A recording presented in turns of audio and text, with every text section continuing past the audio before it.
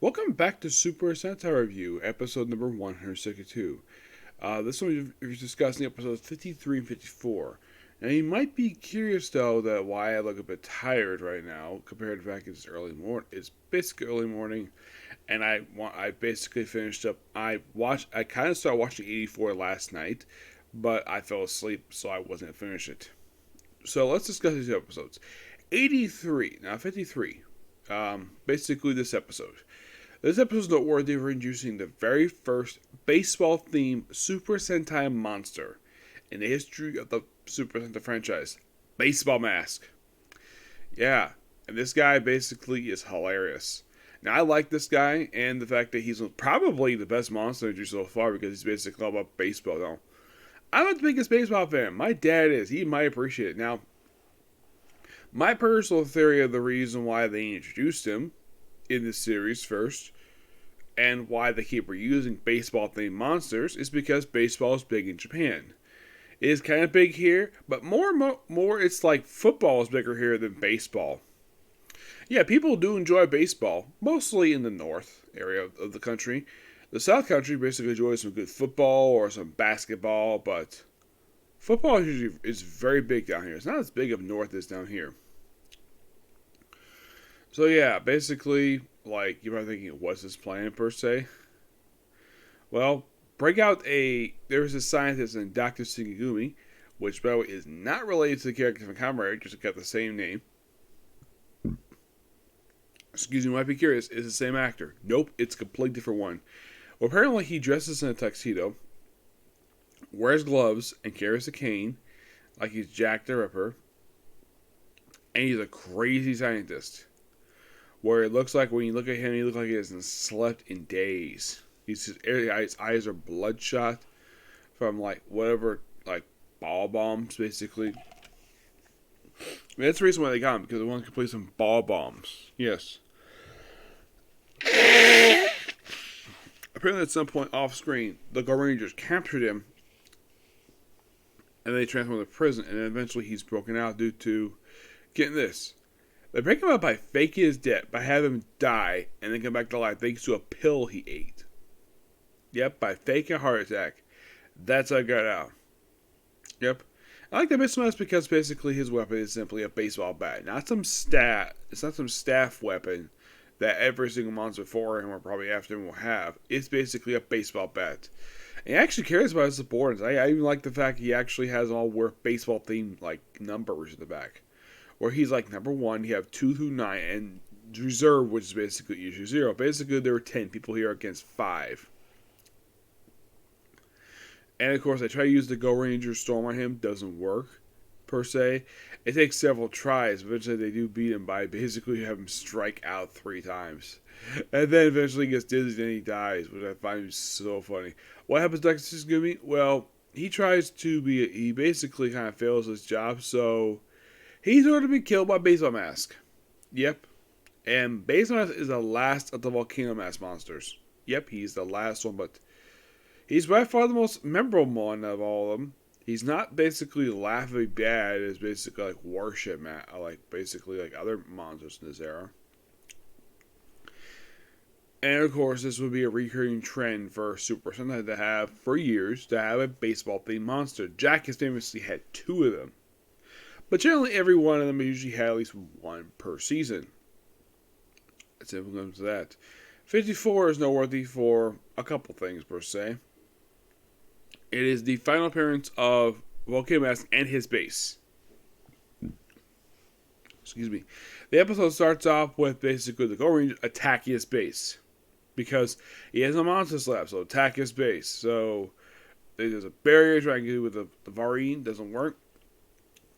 So they burrow on the ground, and they up in the reference room, and I think like a port. So Volcano Mask has no choice but to attach them, and the reference room just happens to be the Pling's blueprints, which takes some while to figure out exactly how to decipher them. How to decipher them? Spilling coffee on it. Not by flame, by coffee. Interesting. So during this period of time where the Gorenger is trying to decipher how to get it, Volcano Mask basically is being, he's well, not to say the Black Cross Tear is mad at him, so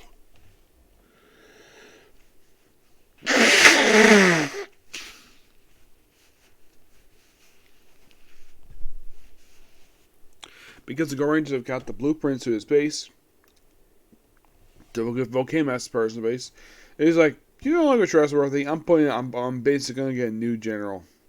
Who is he, you might ask? Well, it takes some time to figure out. He basically has to sneak into the tomb because they couldn't exactly break in because of Fear's orders. Then watching a ceremony, he looks at and he sees like, oh, an Egyptian theme. Well, interesting. And like, oh crap, that's the crest of the Commander-in-Chief Golden Mask. You think Golden Mask? Wait, wasn't he the first monster? First mass monster introduced in this particular series? Yes, but this is not the same guy. This is a completely unrelated character. Yes. By the way, we don't see Commander Golden Mask until the end of the episode where he says in his coffin, "I'll wake up when I want to." That's kind of what he says. So, but Mask's like, okay, easy place to me. I'm going down a blaze of glory. By attacking various Eagle bases, and after deciphering the weakness, they use the Gorenger machines. The motorcycles. They hit 3 key areas, and that would pretty much destroy, well, the knob room. Which it does. They do basically break in. They have to fly. They basically jump over before a barrier hits. They land on the base itself, and they basically take a bunch of goons, hit 3 rooms, sacrifice the machines. The base is destroyed, completely destroyed. Now, normally, I'm thinking, wait, would this be the end of the season? Normally, it would be for any other Sentai season, but not this one. Oh no, because we have 30 episodes left. Yep, 30 more. So, then of course we have the Gorengers versus, of course, Volcano Mask. And he gets defeated by an egg. No, seriously, we've beaten by an egg. And apparently he like a few other monsters under his tension, basically just laugh off the Gorenger attacks. So, eventually he's defeated and he's gone. Completely gone. And then we see the debut of Golden Chief, Golden Mask.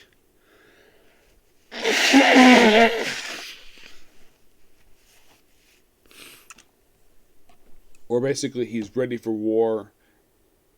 And you might be thinking, okay, their base operations they had for a while have been destroyed. So, when's the base going to show up? The very next episode. What also happens to be the original actor who played Black Cross Fury is his final appearance in the series. Now, episode 54 is also worthy for not only the final appearance of a base, a villain, debut the villain, but it's also the final appearance for a while of the original actor who played Yellow Ranger. Yep, he leaves, and he's gone for the next 13 episodes. The reason why is because basically he basically got involved with a play. So he took some time off to basically do that play and eventually came back. So for the next few views, I'd say like 2 or 3, I'm going to be discussing his replacement's time with the team. And his end. His beginning and end. It's not like basically 1 or 2 episodes. It's 13 episodes. First 13 of the final general's tenure in the show. I'll discuss that in the next review. But that's going to be pretty much it for you because I'm getting a little tired. I need a little sleep a little bit. So, later on, I will do my review for Case Closed and a Comic Corner. Okay?